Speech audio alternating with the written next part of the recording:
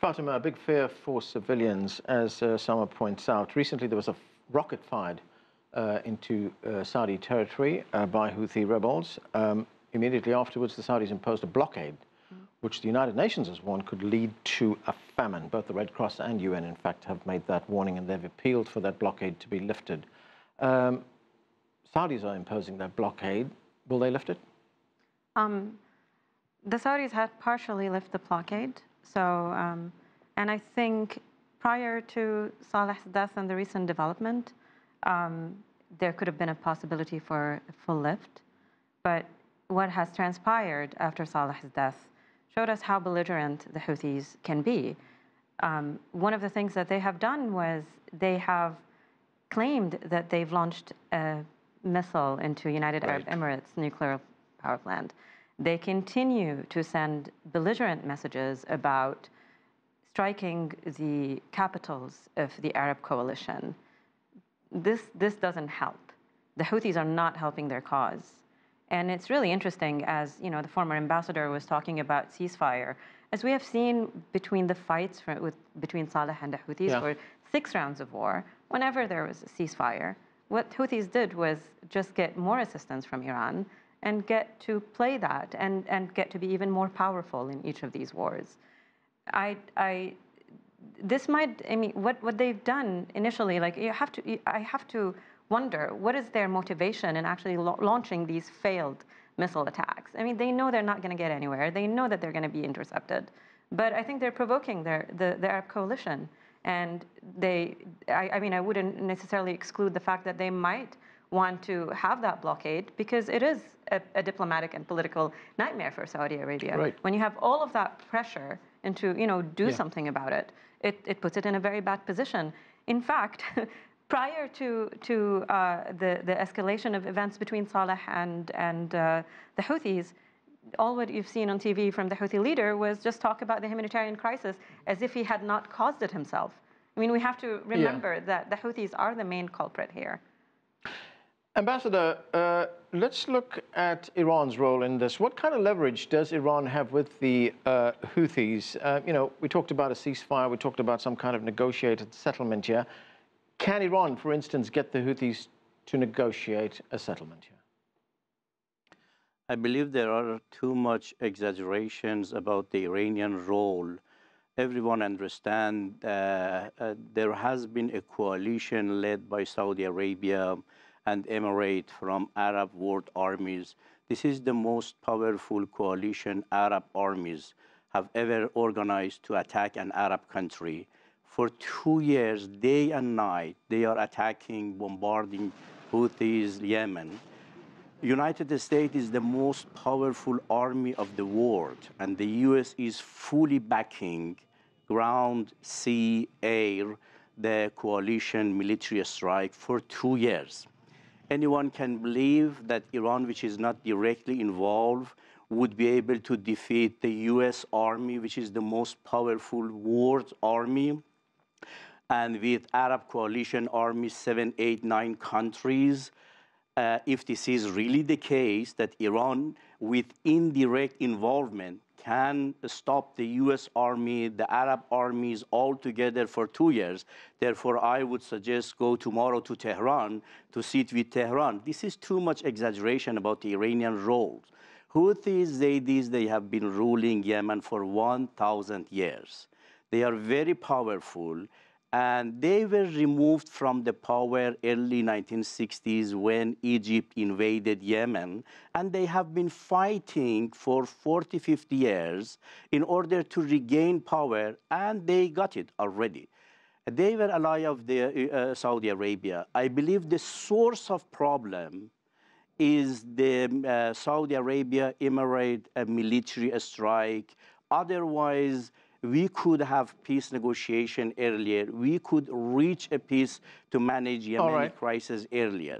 Selma, you wanted to say something about that? I just feel that all sides continue to push on their own agenda and their own talk. And it's unfortunate because the victims continue to be civilians. In terms of missiles being launched by the Houthi militia, I think that is a real threat to the UAE and Saudi Arabia. There was an article that was just published in the New York Times about how the last missile that was launched into Riyadh was in fact Iranian-made and was not shot down by their missile defenses that were set up. It was actually able to continue all the way through. It was just that the Houthis were not able to aim correctly. That article is a reason to be afraid of the escalation of the war, and definitely is, you know, what's going on right now. I think we're all just too focused on Saleh, and we need to focus on the Yemeni people. And to this point, there seems to be, you know, a thread of geopolitics, you know, going on in this discussion here, you know, with all the discussion of the Emirates and Saudi Arabia. And I think it's important to inject that here, where I mean, if you look at the history of the modern Middle East, you know, there's been 5 powers. You know, there's been Iran and Saudi Arabia and Egypt and Iraq and Syria.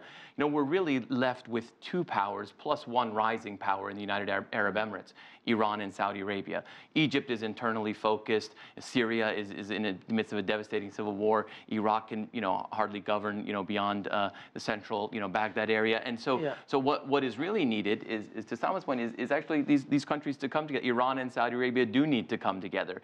Now, and I understand how difficult that is in this environment. But if they don't come together in a, you know, I'm not talking about a Congress of Vienna, but let's start. Let's start with, you know, the kind of discussions that would lead to peace and stability. Because there is this common narrative that much of the conflict we see in the Middle East these days, whether it's be Syria or Yemen, is actually a proxy war between Saudi Arabia and Iran. Right, yes. And some of them are, and some of them are exaggerated. I mean, there are some places where Iran has deep influence, like Lebanon, Syria, to some extent Iraq. They have roots. In places like Yemen, it's more like weeds, where they certainly do have, but those weeds are growing. So it's not the historic influence that they had in Lebanon and Iraq place, but those weeds are growing in Yemen, and they're tying closer to the Houthis than they were, say, you know, 5 years ago, 10 years ago. Right, Fatima, what are your thoughts on that? Is this a proxy war that we see? I mean, undoubtedly, you know, the geopolitics of this is completely messy and complex.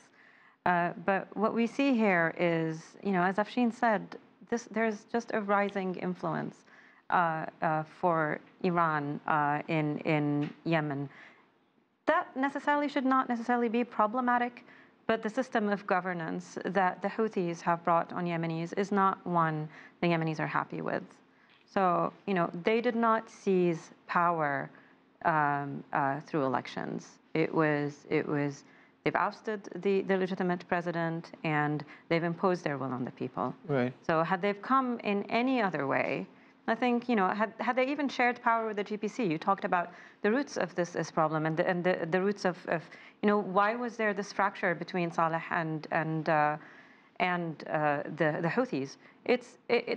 That happened because of pressure from the GPC, Saleh's party, the General People's Congress. They've pressured Saleh to do something, as they have come completely alienated with the Houthis' rule, and the Houthi did not respect the power-sharing agreement that they had with the GPC. Let me go to Ambassador Mousavian. Ambassador, what does the death of Saleh mean for regional politics? I believe the death of Saleh is the continuation of departure of other dictators like Saddam Hussein, Gaddafi in Libya, and the Tunisian dictator. This is the destiny of all dictators in the region, whether we like it or not. However, unfortunately, we don't have peace, stability, security in all these countries after the departures of dictators. This is really bad news.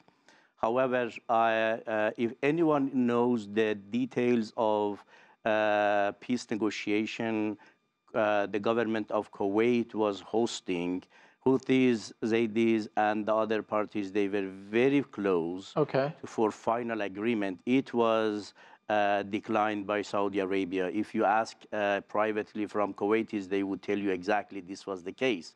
The Saudis, they didn't like such a compromise. Otherwise, we could have peace negotiations successful by Kuwaiti initiatives some months ago. However, Tehran is ready to sit with Riyadh tomorrow. Iran has no problem to have immediate contact, direct negotiation with Riyadh, Emirate, and other coalition partner to bring peace, stability, and security for Yemen. This is Saudi Arabia who should decide whether they want to negotiate with Iran or not. All right, we're going to have to leave it there. Thanks to all of you for being with us. That is it for this edition of The Heat, but the conversation continues online. Join us on CGTN America's Facebook page to comment on this or any other show, or chat with us on Twitter at CGTN America. I'm Anand Naidu in Washington, D.C. Thanks for being with us.